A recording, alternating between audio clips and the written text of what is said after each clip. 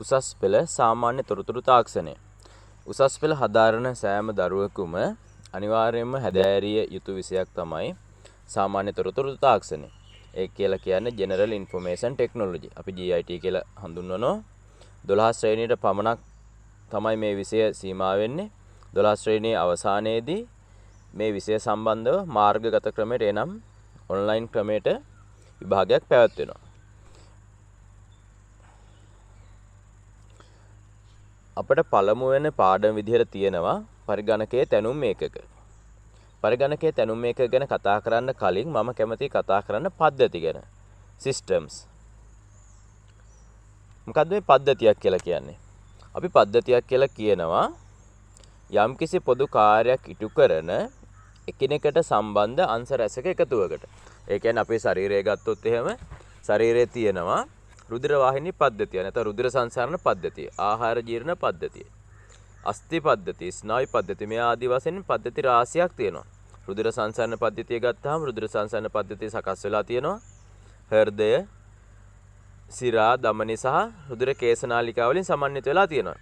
රුධිර සංසරණ පද්ධතිය ගත්තාම රුධිර සංසරණ පද්ධතිය මගින් අපගේ ශරීරයට ඉටු කරන ප්‍රධානම කාර්යය තමයි ද්‍රව්‍ය පරිවහනය කිරීම.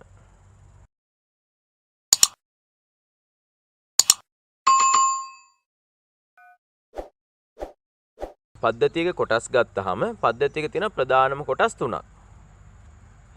ඒවා තමයි input අපි කියන ආදානය කියලා. ඊගායක තමයි processing සැකසීම. අවසානයේ තියෙන output. ඒ කියන්නේ ප්‍රතිදානය. ආදාන ඇතුළු කිරීම, සැකසීම, පිට කිරීම. අපි උදාහරණයක් ගමු. පාසල් පද්ධතිය. පාසල් පද්ධතිය ගත්තාම පාසල් පද්ධතියේ අරමුණ තමයි සිසුන්ට අධ්‍යාපනය ලබා දීම. අපි පාසල් පද්ධතියට ඇතුළු කරනවා ඉන්පුට්ස් වෙනවා දරුවන්, ගුරුවරු සහ මුදල්. මෙතන මුදල් යටතට පෙළ පොත්, ඒ වගේම විද්‍යාගාර පහසුකම්, ගොඩනැගිලි පහසුකම්, ඒ ආදී සියල්ලම අයිති වෙනවා. ඒක සැකසීම තමයි දරුවන්ට ඉගැන්වීම සහ දරුවන් ඉගෙන ගැනීම.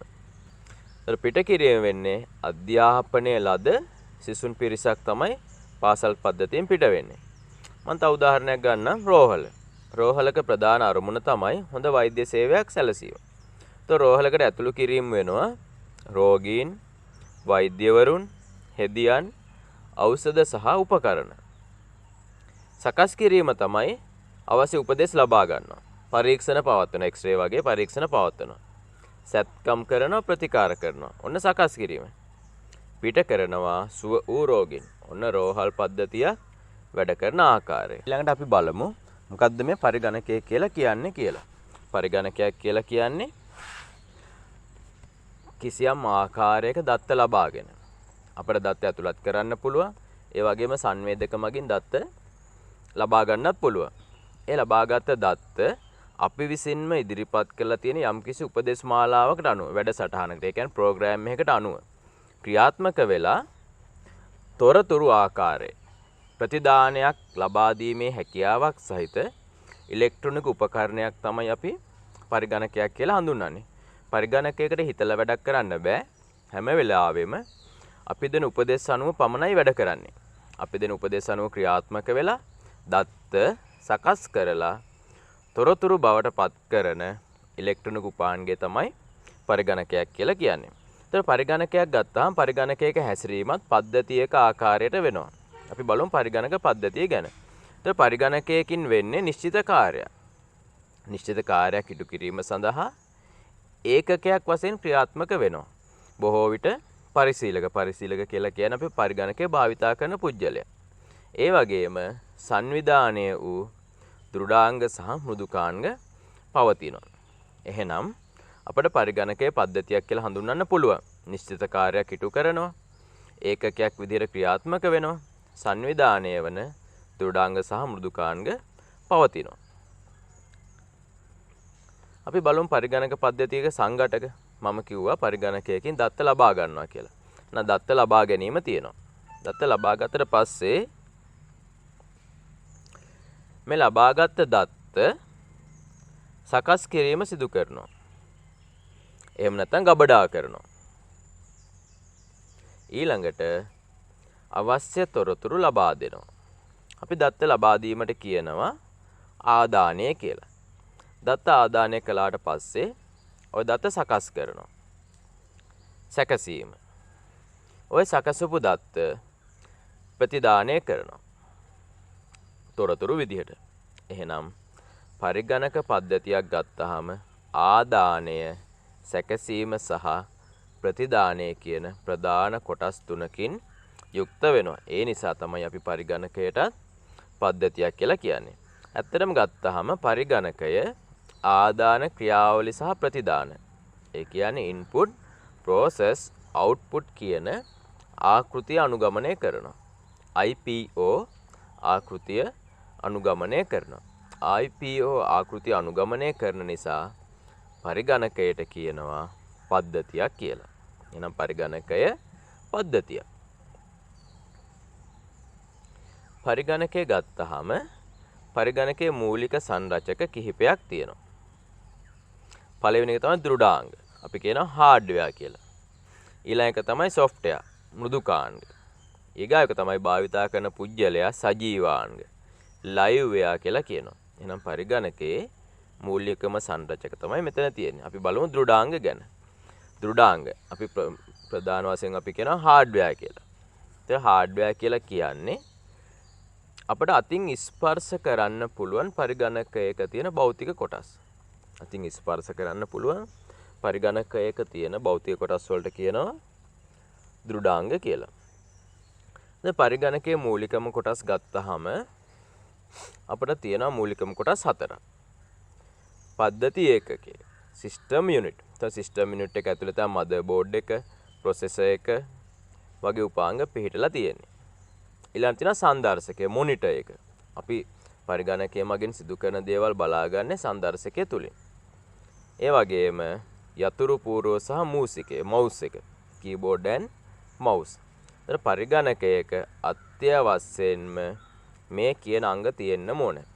මේ කියන අංග නැත්තම් පරිගණකයකින් කාර්යයක් කරගන්න බෑ. ඒ නිසා මේවට කියනවා පරිගණකයක මූලිකම කොටස් කියලා.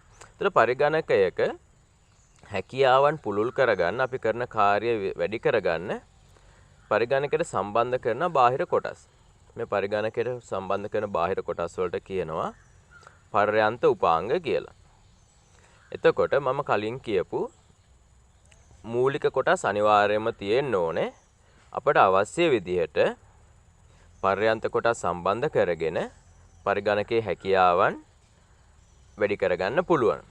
ඒ වගේම තමයි පරිගණකයේ මේ පර්යන්ත උපාංග අභ්‍යන්තරව සම්බන්ධ කරන්නත් පුළුවන්, බාහිරව සම්බන්ධ කරන්නත් පුළුවන්. අපි බලමු මොනවද මේ පර්යන්ත උපාංග කියලා. පර්යන්ත උපාංග අපට වර්ගීකරණය කරන්න පුළුවන් ආදාන උපාංග, ප්‍රතිදාන උපාංග, ආදාන ප්‍රතිදාන උපාංග, සැකසුම් උපාංග සහ ආචායන උපාංග විදිහට. අපි මෙතනිනුත් ඉස්සෙල්ලාම බලමු ආදාන උපාංග කියන්නේ මොනවද කියලා. input devices. දත්ත සහ උපදෙස් පරිගණක පද්ධතියට ඇතුළු කිරීම සඳහා භාවිතා කරන උපාංග වලට තමයි කියන්නේ ආදාන උපාංග කියලා. ඒතර ප්‍රධානතම ආදාන උපාංගය තමයි යතුරු පුවරුව, කීබෝඩ් එක. අපි අකුරු, ඉලක්කම්, සලකුණු මේවට පොදුවේ කියන අනුලක්ෂණ කියලා. මේ අනුලක්ෂණ පරිගණකයට ඇතුළු කිරීම සඳහා තමයි යතුරු පුවරුව භාවිතා කරන්නේ. ඒතර යතුරු පුවරුව ගත්තාම යතුරු තියෙනවා, කීස් තියෙනවා. ඒතර මේවා වර්ග කිහිපයක් තියෙනවා. මම පොදුවේ කිහිපයක් කියන්නම්. මෙන්න මේ රෝස පාටින් දක්වලා තියෙනවා. මෙතන ESC කියලා එකක් තියෙනවා, control, alt වගේ කීස් තියෙනවා. මේ කීස් වලට කියනවා මෙහෙයුම් යතුරු කියලා. ඒතර මෙහෙයුම් යතුරු හැම වෙලේම සහ ගොඩක් වෙලාවට වෙනත් යතුරුත් සමග තමයි භාවිතා කරන්නේ. ඊළඟ මේ උඩින්ම තියෙන දම් පාටින් වර්ණ ගන්නපු යතුරු කිහිපයක්. මේවට කියනවා කාර්ය යතුරු කියලා. අපි ෆන්ක්ෂන් කීස් කියලා කියන්නේ. කාර්ය යතුරු. ඒතර මෘදුකාංගයට මේ කාර්ය යතුරු වලින් ඉටු කරන කාර්යයන් වෙනස් වෙනවා. උදාහරණයක් විදිහට F5 කියන ෆන්ක්ෂන් කී ගත්තාම ගොඩක් වෙලා රීප්‍රෙස් කරන එක තමයි කරන්නේ. F5 වලින් කරන්නේ රීප්‍රෙස් කරන එක.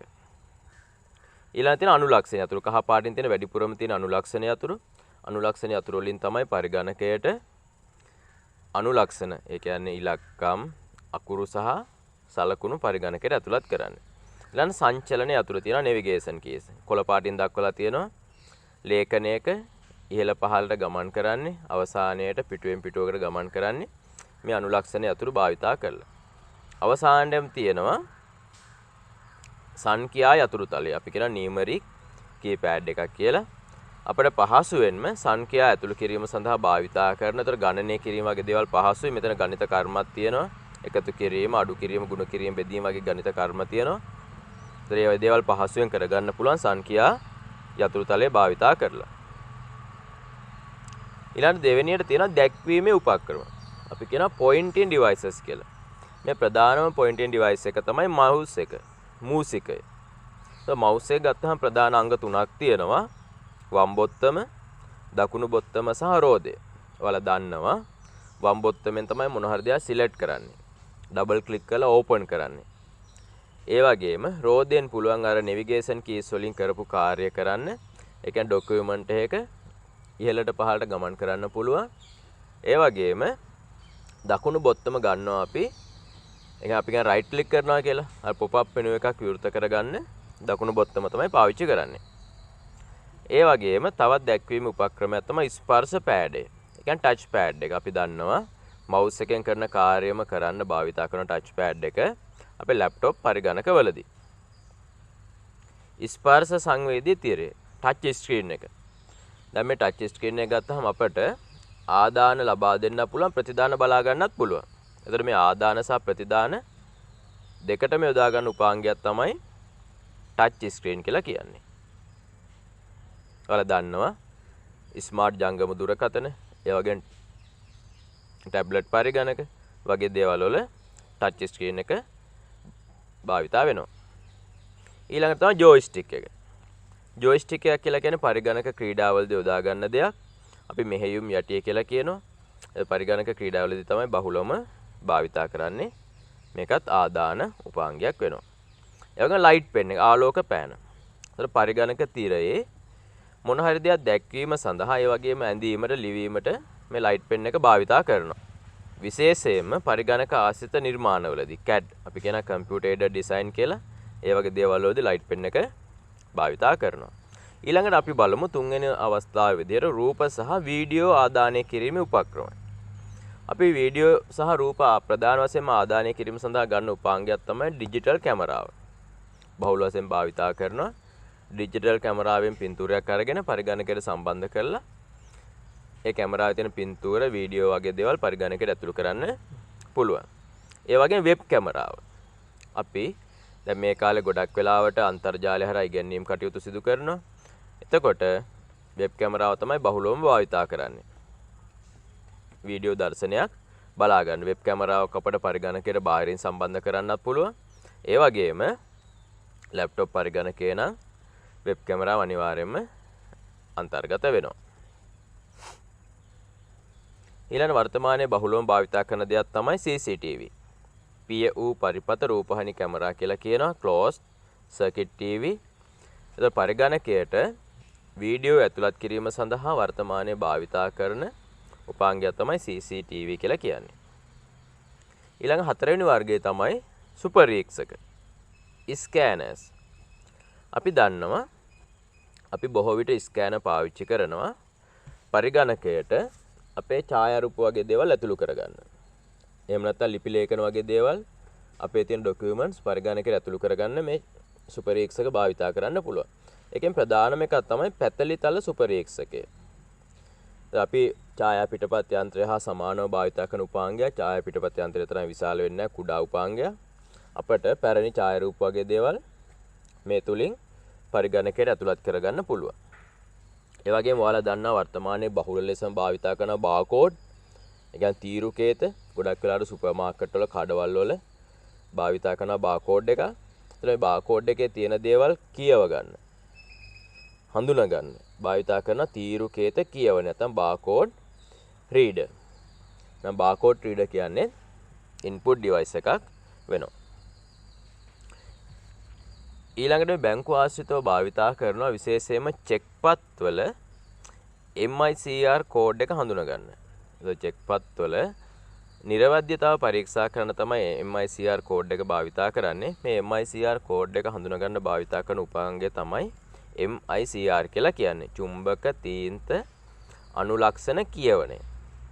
එතකොට මේ තුලින් චෙක්පතක නිර්වද්‍යතාව පරීක්ෂා කරලා බලන්න පුළුවන්. ඊළඟට අපට ලේඛනයක් පරිගණකයට ඇතුළත් කරලා ඒක සංස්කරණය කරන්න අවශ්‍ය නම් මෙන්න මේ OCR කියන උපාංගය භාවිතා කරලා ස්කෑන් කරගන්න ඕනේ. OCR කියන උපාංගය භාවිතා කරලා ස්කෑන් කරගත්තට පස්සේ අපට පුළුවන් වෙනවා මේ ලේඛනය සංස්කරණය කරන්න, ඒ කියන්නේ එඩිට් කරන්න.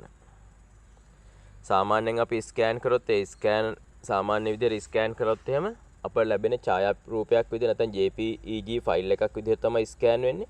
එතන මේ OCR හරහා ස්කෑන් කරොත් එහෙම අපට පුළුවන් වෙනවා මේ ලේඛනය සංස්කරණය කරන්න. ඒ වගේම OMR විශේෂයෙන්ම බහුවර්ණ උත්තර පත්‍ර වගේ දේවල් පරීක්ෂා කිරීම සඳහා භාවිතා කරනවා මේ OMR උපාංගය. අපි OMR සීට් එකක ලකුණු කරන ලද බහුවර්ණ පිළිතුරු මේ OMR යන්ත්‍රය මගින් සලකුණු පරීක්ෂා කරගන්න පුළුවන්. එතකොට අපි යම්කිසි පෑනක් හෝ පැන්සලක් භාවිතා කරලා සලකුණු කරන්න ඕන හරියටම වටපිට අංකත් සලකුණු වුණොත් එතකොට වැරදි පිළිතුරක් විදිහට තමයි යා සලකන්නේ. එතකොට අපි මේ වගේ OMR සීට් එක ලකුණු කරද්දී ඉතාමත්ම සැලකිලිමත් වෙන්න ඕනේ ලකුණු කිරීමේදී. ඊළඟට අපි බොහෝ විට අද වර්තමානයේ භාවිතා කරන දෙයක් තමයි ණයපත් හෝ හරපත්. ඒ කියන්නේ ක්‍රෙඩිට් කාඩ් සහ ඩෙබිට් කාඩ්. ඒතකොට ඔයාලා දන්නවා ATM මැෂින් එකකට මේක ඇතුළු කරාට පස්සේ ATM මැෂින් එකේ තියෙනවා ණයපත් හරපත් කියවන කාඩ් රීඩර් එකක්. ඒතකොට අන්න ඒ හරහා තමයි මේක කියවලා අපි ඇතුළත් කරන පින් නම්බර එකත් එක්ක සංසන්දනය කරලා අදාළ බැංකු ගිණුමේ තියෙන තොරතුරු අපට දක්වන මුදල් තියනවා නම් මුදල් ලබා ගන්න පුළුවන්. වර්තමානයේ නම් මුදල් තැන්පත් කරන්න පුළුවන්. ඒ වගේ දේවල් කරගන්න පුළුවන්. ඒ සඳහා භාවිතා වෙන ATM automated teller machine එක. අවසාන වශයෙන් දත්ත ආදානය කිරීම සඳහා අපි භාවිතා කරන උපාංගය තමයි මයික්‍රොෆෝනය. පරිගණකයට ශබ්දය ඇතුළු කිරීම සඳහා භාවිතා කරන උපාංගය තමයි මයික්‍රොෆෝනය.